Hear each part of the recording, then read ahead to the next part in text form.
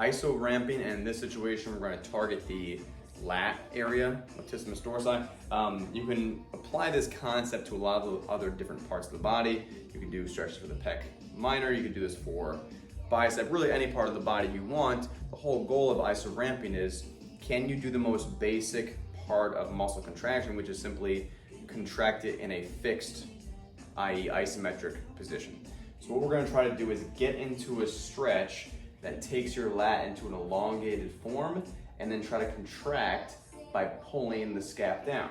So if I'm just simply doing a regular lat stretch from a horizontal plane of motion here, I'm gonna take my thumb down, that's internally rotating my shoulder, getting a little more length out of the lat there, and I'm gonna shift back here and get a stretch in that lat.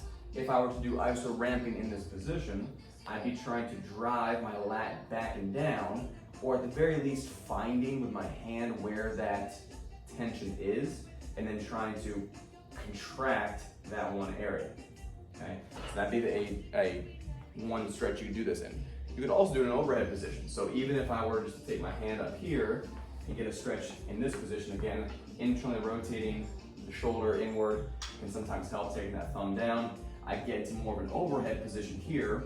Again, I find that same lat stretch, and then I try to contract and pull back and down. So whatever the sheet says, is what I want you to do, but usually we're holding for a certain amount of time, and you're just trying to make sure whatever is tight there, you can contract it, and then once I've contracted it for, let's say, 10 seconds, I'm gonna relax it a little bit deeper into that stretch and get a little more length out of it.